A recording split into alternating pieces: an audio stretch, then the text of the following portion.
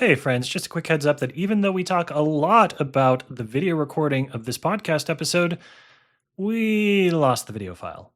So please enjoy this audio only episode of Certified Forgotten.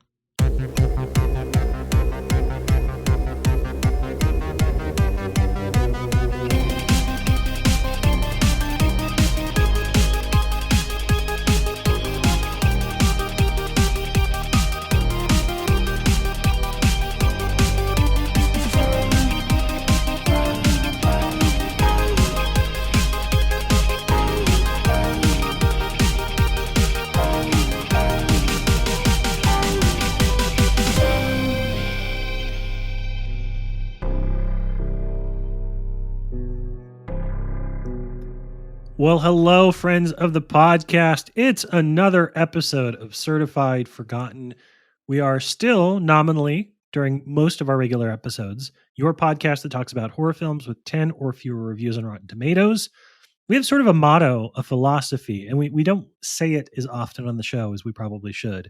But we believe firmly that some films are certified fresh, some films are certified rotten, our films are certified forgotten. Normally, we have a wonderful guest, and we're talking about a film that was influential and meaningful to them in their development as a horror fan. But this is an uncertified episode, which means it's just me and the man in the fishing cap. If you're watching this on YouTube, you'll be able to see it. If you're just listening to the podcast episode, you can't. It's Matt Donato wearing a shit ton of Dangerous Animal swag, and we'd love to see it. I wouldn't say it's a shit ton, but I did get a very nice cooler filled with a bucket hat. I'm not really a bucket hat wearer, and especially that I have headphones on because we're recording a podcast. So this hat is coming off very soon. But yeah, if you can see it in the video, nice little Tucker's Experience hat. I've got my Tucker's Experience gummies that they sent us, which I will describe for those who can't see them. But in the video, you got your eyeballs, you have fingers, you have bones, you have brains. It is it's a lot. The brain was very good though. Very strawberry forward, very delicious. I believe it. I will say you and I have, you more so than me, but you and I have gotten our fair share of publicity materials over the course of our film careers. And I feel like it's one of those things that a lot of people sort of shrug it off. I'm in marketing as my day job, so I tend to be a little bit more tuned in and appreciative of what folks are doing. It's little touches, right? It's like the fact, without getting into spoilers, but having seen the package that you got, it's the fishing lure and the cassette tape with your name on it. It's those kind of things that are so much better than just, here's a crumb cookie order, and please review our film, right? When they really dig into the substance of the movie and send you some material that aligns with that, that's when I think publicists, it's beautiful, it's magic, it's alchemy. Yeah, don't get me wrong. Hulu for a little while for those Into the Dark monthly holiday horror segments, they kind of just got on crumble cupcakes, and they would just send us cupcakes for Elevator. It was an Elevator button system, or for I think just for the end of one season, it was a cupcake for Holiday. And I'm not gonna lie, like those came in handy on the weekends, having people over. I was like, cool, I could just bring cupcakes, amazing. But no, I really do love the idea of, we're not in it for the swag. That is not what we do this for. But every once in a while, you get something cool and you laugh at it. And yeah, as Monaco described, we will get to spoiler territory a little later on Dangerous Animals. But there's a reason why I laughed real hard where I got a blank, or I should say clear VHS case that had a VHS with my name on it and a fishing lure with, well, what looked like my hair. Yes. Yeah, good research on that part. Well, let's talk about it. So obviously today's film is Dangerous Animals, which is the latest film from Sean Byrne, who we are both really big fans of on the podcast. I think that the Devil's Candy is a top 10 horror film for me. I would be hard pressed to think of 11 movies, 10 movies more than that I really like. And you've been a fan of his since forever. So both really excited for this one. And if you haven't had a chance to see it, and unfortunately the box office suggests that a lot of you haven't, let's do a quick synopsis of what the film is about. The only place Zephyr has ever truly been happy is on the ocean. But after spending months bumming around the Australian coast, the Gold Coast, if you will, she finally meets someone who makes her think about a life on the land. It's an adorable meet cute, or at least it would be if it weren't interrupted by Tucker, a local tour guide who also dabbles a bit with serial killing on the side. Now, Zephyr must find a way to escape Tucker's boat before she's the latest victim fed to the fishes. This is a film by Sean Byrne. He's the writer director of The Loved Ones and The Devil's Candy, and it's a perfect mashup of shark attack films and serial killer films. Donato, as you're on your phone, again, we're on video, so everybody can see what you're looking at and researching right now. The next point you're going to make about this film, because you had those extra seconds, is going to be prescient and astute. Tell me about Dangerous Animals.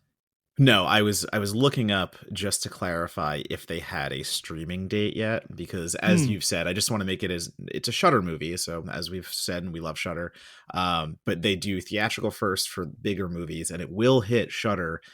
I mean, Jenny Penn took all of a month. Clown in a Yeah, Cornfield longer, so they plan it out differently. So I wonder how long it'll take for Dangerous Animals, but it will be on Shutter eventually. So we're talking about a movie that's going to be on VOD. Everyone's going to be able to see it as long as you're yes, Shutter. Now, for my take on Dangerous Animals, yeah, going along with what you said, I think in the Sean Burniverse, I put The Loved Ones just a little higher than Devil's Candy for me. It's a preference choice. I think Loved sure. Ones is still I think it's still his best movie, but Dangerous Animals has everything that I was hoping it would have in it, and that is a unhinged freako Jai Courtney. This is what he is meant to do. He's meant to be villains. He is meant to be the weirdest type of bad person you can imagine. Yes. Also, It's surprising how long it took him to find his Ted Levine path, because he is a truly wonderful Ted Levine. He is, and I mean this with no, I'm not being glib, I'm not being silly. Like, we need another Ted Levine, and Jai Courtney is right there, and he's proven his bona fides with this film. yeah, another, complimentary thing is I do feel like this is his most comfortable he's felt on screen since Captain Boomerang, and I don't mean that as a joke. I think he's a Yep. fantastic Captain Boomerang. And again, you have to let Jai Courtney go, and he's gonna deliver. That whole era where they tried to shoehorn him in franchises, whether that was Die Hard or Terminator, I get it. You wanted to make the leading man out of him, and God bless, get your money. But I can see him having so much more fun with these roles, whether they're dark or crazy or all that stuff. So it all comes out in Dangerous Animals. I think he's a huge reason Yes. why this succeeds. But also Sean Byrne. Go right back to it. I can't believe we've only had 3 Sean Byrne movies in what, like, over a decade, however long the time frame has been. Yeah. And I think consistently he's one of my favorite horror filmmakers working right now. And it was funny at the Q&A, like he even alluded to the fact that he doesn't make enough movies. He joked, he's like, I'm not the most prolific director, and it seems like it's his choice, and great. If that's your choice, absolutely do it. Like make your movies when you want to. This one written by somebody else, so not even a movie, he wrote, but it's got that Ozploitation kind of, you know, what Sean Byrne does. It's bleak. This is a dark movie.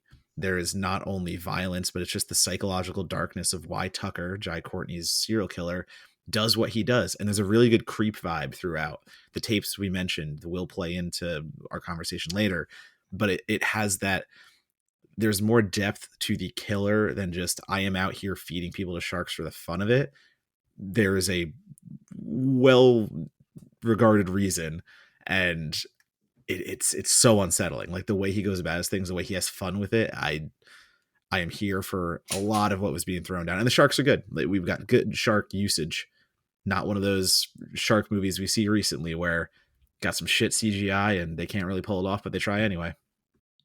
Yeah, I'm with you there. I feel like we've talked a little bit about shark movies on the show just because we had Michael Veretti on at one point, and we were talking about Santa Jaws, kind of obliquely. Fun movie. I agree with you guys. I've come around on it. But I think that there's a lot of shark films that are bad at the shark, which is again the oral history of shark movies is that the first great the Jaws, celebrating its 50th anniversary this year, was bad at the shark stuff because Bruce kept breaking, but they fucking figured it out. And part of what made Spielberg the director he is today was his ability to tell a story knowing when to show and when not to show. Which, it's such an interesting thing for so many shark movies to get wrong, is they can't show the shark or they won't show the shark, and so you're basically stuck with this serial killer POV, which you're like, come on, man, like it's a camera in a pool. I know exactly what this is. And I got to give Dangerous Animals full credit for being a film where I felt like, oh, real sharks, scary situations, monsters of the sea. It does have a couple of over the top kind of shots where you're like, I get it. This is built in a lab, but I love the fact that the sharks in this movie look so good, and I think that's an important place to start with any conversation about it. Before we talk about Byrne, before we talk about Jai Courtney, is those folks that basically chase shark exploitation movies. They'll see anything as long as there's a shark on the cover. This is automatically going to be not only the best of the year, but the best of one of the best shark films of the last decade too. Yeah, and again, not a high bar to clear, Sure. because if you follow my work on IGN, I have somehow found myself on the indie shark movie track, and there are a ton of bad ones. And it's everything you just said, Monocle. It's the bad sharks. And it's so Yes. simple. Like, you just have to have a good shark to be a decent shark movie. And so many of them have that terrible CGI. They can't pull it off. They don't use practical. And what works here, it's kind of like the Reef, where a lot of the shots here are real sharks, but almost like wildlife footage shots. Hmm. It's not the same place where the tank that they are shooting in is. You've got your sharks that look real, and they mix those in, and when you have to, you do your CGI. But again, the digital looked really good. The way that the entire movie is blocked, and the cinematography, the way it is shot, I love how you don't have to see the sharks that much, and it doesn't really show you the sharks that much. It is a bit of a Jaws thing where they are out of the camera frame until that one fin just breaks the water. It Yeah. cuts through, and you get that sense of dread. But also, this is as much as a aquatic, creature feature, it's really not, because this is Tucker's movie. Tucker is the Hmm. ultimate predator. Tucker is the killer here. And there are a lot of really good thematic elements that Byrne works with. And also, we should, Nick Leopard wrote the script, so Yes. obviously Nick's script, so he's putting all this in there. So shout out to him too. But I think the way that Byrne contextualizes and visualizes all that stuff on screen, and the way that he's able to command the dread of not only using the sharks minimally, but using Tucker so much. And once again, going back to the themes of animal nature and him being an alpha predator and all that stuff going through, where, like, I even think Courtney's performance has this like dead-eyed quality of like a shark. Like, there are Hmm. so many times where his eyes just kind of, they look like they could even like roll back or something like that. He becomes a shark somehow, and I think that's a power to what he is doing as an actor. But there's a really nice blend here of the killer aspect being above water, and what we see as the monster if we're watching, a Jaws or a Shark Heart. Like, we've turned sharks into the monsters, where the real monster is on the boat throwing people overboard Right. to the sharks who just want food. Yeah, and I want to give you credit because I think you brought up a really good point too. This is the sharks in this look good because they're varied, right? Like most of these movies, most of the shark attack films are basically one smart shark, underwater in Paris or whatever it is. Fun film. I'm not gonna knock it. It's a fun movie. But a lot of times there's this idea that there is an alpha among alphas, one shark that they're going to that is like chasing or hunting or that they're trying to find. Part of the fun thing about this movie is it's just a bunch of sharks. It's not that there is one shark that he's in, there's no Moby Dick, right? Like Joy Courtney Tucker is not locked in an eternal conflict with one type of shark. When he's doing his shit, whether it's his day job or his extracurricular pursuits, he's just happening to play with whatever sharks happen to be in the area, whatever's in the water, whatever is attracted to the chum that he throws overboard. So I think that that's part of the thing that stands out a little bit is the shark specific or the lack of I guess the agnostic approach to sharks. It doesn't have to be a tiger or a great white or any particular type of thing. It can just be a bunch of different sharks, and that gives it the ability to play more with, as you said, stock footage and or nature documentary because they can rotate through different looks and feels of sharks, and it doesn't feel, you're not like this isn't the guy that I started the movie with. But you're right about Courtney being shark like in his mannerisms and his presentation as well. I think I've always liked Jai Courtney. I think that, there are just actors that you feel are so miscast that are just like you can tell when an actor is working into a type that has been put together meticulously by an agent and through the work and collaboration with producers, and you can feel them butting their head against that type of role and knowing that they're a little bit miscast. Think of Taylor Sheridan too, who has been really good, really, really good in stuff like Waco, where he plays sort of this evangelical religious leader who is pure charisma and also absolutely a little bit insane. And I watched I'm blanking on the name. I'm so sorry to Netflix, but I watched the show recently with both of them, with Sheridan and with Jai Courtney, which is like the 1700s or 1600s Western series about waging war against Mormons in early America. And they were just so dirty and they were playing so against type and just gravelly and sloppy and beardy and a little overweight in a good way. And it was just this thing where you could tell Courtney in particular had stepped outside of whatever they were trying to do with him as a leading man and was in this character actor phase. And it's just such a good fit for him. He's so fun when he's Captain Boomerang or when he's Tucker in this. And you watch an actor who has just struggled for so long to find their niche. It's really great to watch them slip into a role and you're like, "Oh, okay. If nothing else, you could do this for the rest of your career and I would show up every Friday." I mean, there was an era where it was this overusage of vanilla white dudes. I don't even mean that as derogatory as that sounds, but Yes. it was Courtney, it was Worthington, it was Jamie Dornan, it would like go down the list, Garrett Hedlund. There were so many that everyone was trying to use the same way. And Charlie Hunnam, you think about like someone like Charlie Hunnam, once Oh, again, yes. go out there and be the weirdo that you want to be. Like he has thrived doing more of those offbeat roles. And this Dangerous Animals, I think this is a weird coming out for Jai Courtney in a way, because this proves like, oh no, we really have been misusing him, to studios, to Mhm. whoever you want to talk about. This guy needs to be playing the underbelly characters. This guy needs to go maybe a little more Tom Hardy-ish, whatever we want to say. But the movie is nothing without Hassie Harrison, the other Yeah. side of this two-hander for a while. And Hassie Harrison is Zephyr, a vagabond surfer who's just kind of living the dream in a van and doesn't really want to make connections and go out there and surf. And of course, she gets abducted by Jai Courtney and is the newest victim. And the movie doesn't work if she's not on his level. And the way I say that is, I like the portrayal of Tucker in that it's Jai Courtney. He's a built dude, like obviously very Yeah. imposing physically, but there are moments where he's taken by surprise, and all of a sudden, the physical imposition kind of falls away, because when he's surprised, he's not as in control. And I feel like it's a nice little touch to everything, because it lets Hassie be an equal to him in fight Mhm. scenarios. Like the way that she can get over on him and surprise him and knock him down. And it's not just this brute force. He still bowls her over.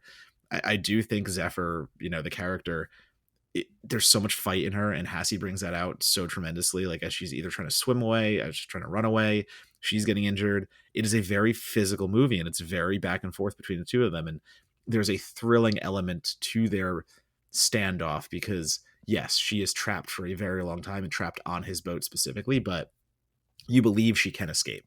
There's always that belief that she can survive this, and we are kind of expecting like to find out how. And it's that's not a spoiler in any kind of terms where, or it ruins the film even to say we want her to survive. Like no, we really do. We need that survival hope to be there. Otherwise, it's just Jai Courtney torturing women, and Correct. everything about that swirls together. And I really do like how it comes together. They found the right actors to go against each other.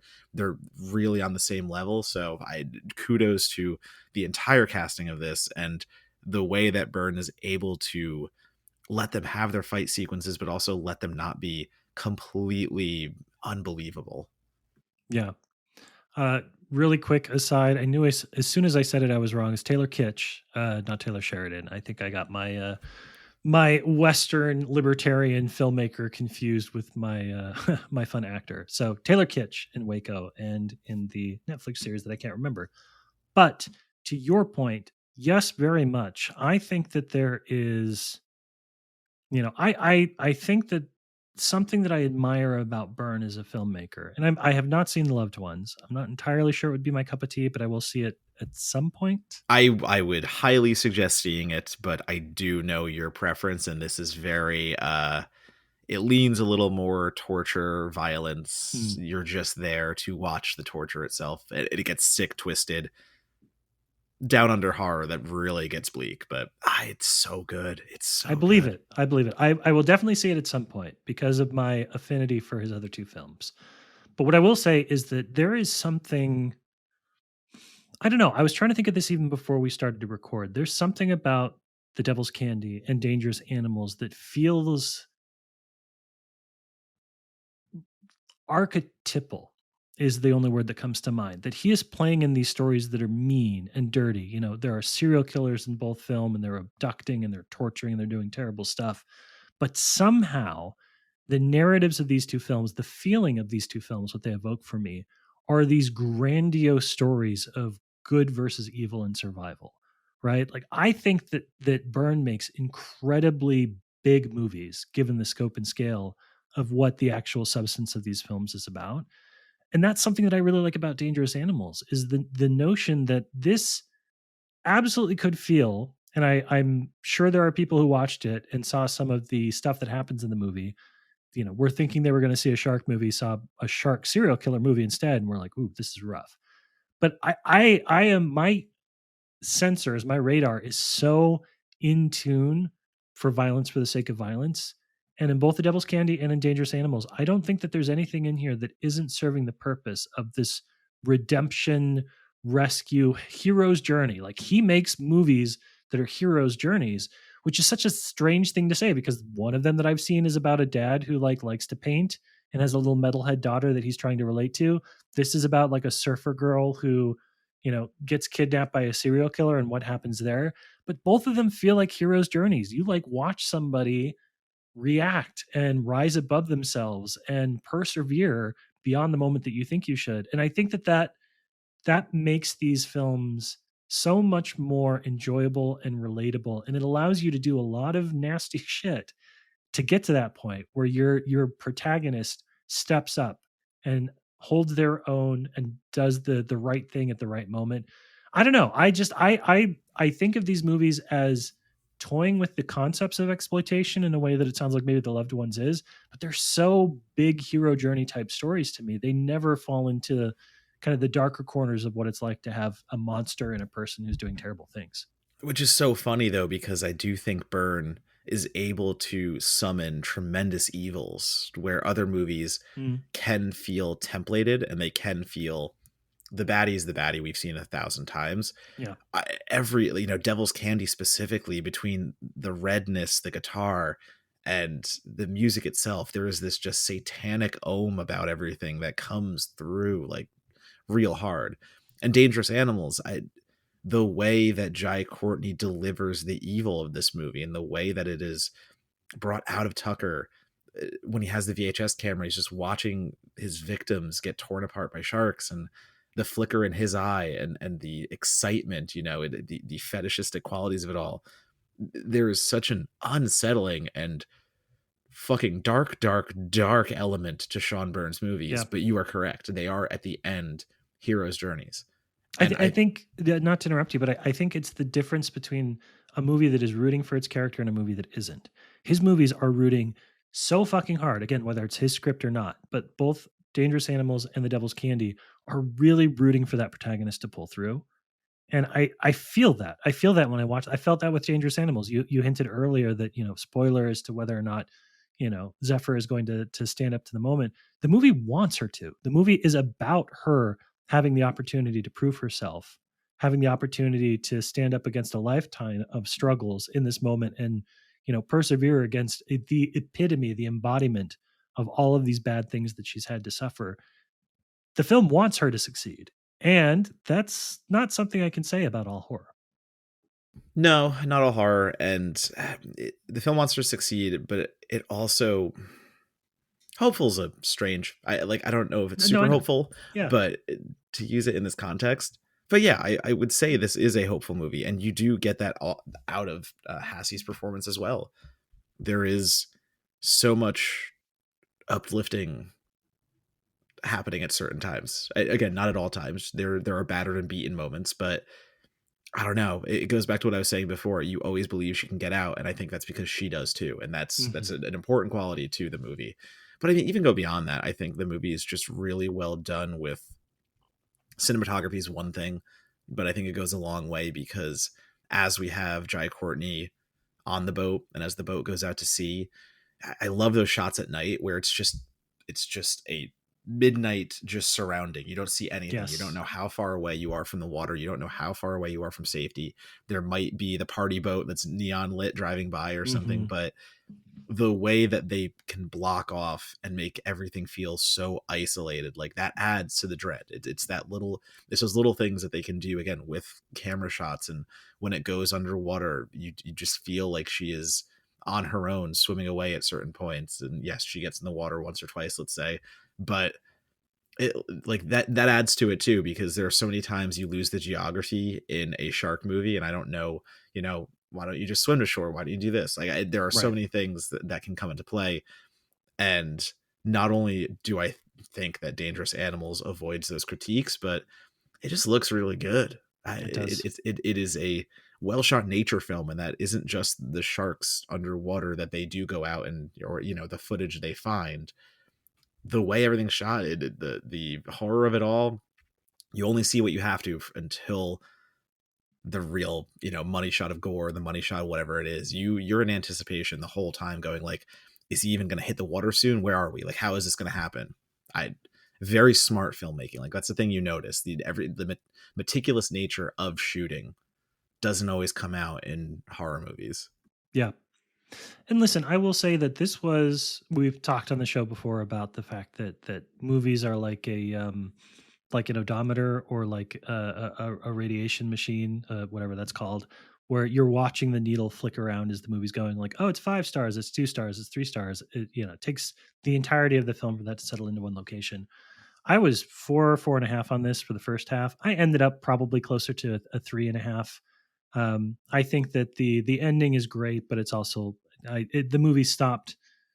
It seems unfair to say the movie stopped surprising me, but the movie stopped surprising me a little bit. And I was like, oh, this is great. I love the execution that you're doing here. So I think that there's a chance that this will be sort of a really good programmer for a lot of folks that watch it for the first time, and that's great, and we need that. But what I will take away from it is that it's good to see Burnett, directing. Like you said, he doesn't direct enough. It's exciting to watch Courtney do his own thing. Kudos to both of them for creating a serial killer dancing scene in 2025 that feels fresh and that you actually want to watch happen. I feel like it's been a long time since one of those felt like it was anything other than just, a greatest hits collection. Fun fact: Courtney was drunk for that at the Q and Really? A. At the Q&A for the premiere, I don't, or he joked about it at least, but he's like, "Yeah, I didn't really want to do it." So he's like, "I snuck off." I think he was able to shoot it privately, almost Yeah. with a smaller cast, like towards the end of the day. I think if I'm remembering him 100% correct, but he did say he's like, "I went back to my trailer and I got drunk and I came back. I'm like, let's do it." Like that is a from the heart drunken dance from Jai Courtney, Yes. apparently. One actor in his tidy whities and an intimacy coordinator. I think that's what we needed for that scene. Uh, but this is the kind of horror that I come back to time and time again. I love the high concept stuff. I love the A24 horror. I love the neon stuff. I love everything that is trying to make a really big swing. But to quote a phrase that I often use on the podcast, horror is like jazz. I love it when they take a very, very familiar song and they make it sing and they do their absolute own rendition of it. And it feels like you're hearing it for the first time. And I think for all the reasons we talked about, I think that's what Dangerous Animal is. It's a very familiar tune, but you're listening to somebody do it and you haven't quite heard it done this way before. And you're really into the vibe that they've created. Yeah, I give this movie credit because it tries to be a lot of things, and I think it's better at some than others. Obviously, the aquatic horror nature of it, it's all there. It's all crazy. The serial killer aspect, I think, is the best part because you got Yep. Jai doing Jai stuff. Jai bless, of course. But like, there's an underlying love story through it all too. And as hokey as that can be at times, I think It's a good story. It's I a was gonna good love say story. It's a good love Josh story. Houston, shout out, playing the crush interest that just wants to come save her. that worked for me. Even that little element of him trying to go and save Zephyr despite them only spending one night together. And I don't know, there's that romantic connection between them. The chemistry's good. Like, again, go across the board. Chemistry's good. Ella Newton playing another victim that has to share the room with Hassia. Tragic. Yeah. Yeah, like Zephyr's character. Again, great. She is more scared. She is more victim type. She is more damsel. But again, everything had to be there. We had to see all the parts for the movie to work, and everyone steps up and delivers. Yeah, I agree. So it's still playing at least near me in Austin. It might be playing near you as well, especially if you got a couple of smaller theaters or art house theaters that gamble occasionally on horror. If it is, strong recommend. Looks great on a big screen. Probably would not have had as much fun with it if I'd seen it on my TV at home. So strong recommend. If you have a chance, go see it. Donato, I want you to talk about how folks connect with you online, and specifically, I'm very proud of you. I want you to tell people how they can go buy the Blu-ray, the 4K release that is going to have your Jason X essay on it, because that is cool as shit. Yeah, I think that's even out already. I did get to contribute to Arrow Video's Jason X re-release. I had a little nice essay in there defending my boy Jason X and Uber Jason. Come on, what do you need? But you can find me and where I post my things and reviews and all my writing at Donatobomb, DONATOBOMB, and that is going to be Blue Sky, Letterboxd, and I almost said Twitter again. It's not Twitter. Blue Sky, Letterboxd, and Instagram most prominently. So as long as you follow me there, you'll see everything. I still have some more Blu-rays coming out. I'm working on some stuff now, plus some features, maybe some midway horror features to say what the best of the movies are so far this year. Who knows? Okay. I'm doing that. That's what I'm writing right now. I was going to say it is June, which means that depending on where you fall on the calendar year, we're either overdue or are about to release our halfway point favorites. So I'm excited to check it out. I always use your midpoint list as a reference for what I need to catch up on before I get to the end of the year, especially Yeah, when it comes to horror. it's coming together nicely. I think it's been a pretty decent year for horror so far. Very cool. You can follow me. It's Monagle on Blue Sky, and I think MR Monagle on Instagram. I don't always plug my Instagram, but I have one, and I'm there, and I post photos of my dog and board game stuff. So, enjoy it if you like it. You should also definitely visit certifiedforgotten.com. You scroll down to the bottom of our homepage. We have our email sign up where you can get our weekly newsletters that go out every Friday. It includes both a short essay from myself or Matt Donato, as well as highlights and past favorites of articles that we published on the site. You should definitely subscribe to us on Apple Podcasts or Spotify or YouTube. We're starting to dabble. If you're watching this on YouTube, you're starting to dabble a little bit with more video content when it's just the two of us. If you want to see our bright, smiling faces, we're going to give you a little bit of that to go on. But otherwise, yes, follow us on social media, like and subscribe. We always talk about the fact that, we are grateful for everybody who financially supports Certified Forgotten. But in this era of fragmented social media and fragmented engagement, the best thing you can do is just read stuff that you like and tell other people to do the same. As long as you do that, you will be A-OK in my book, and I will never need to feed you to the sharks.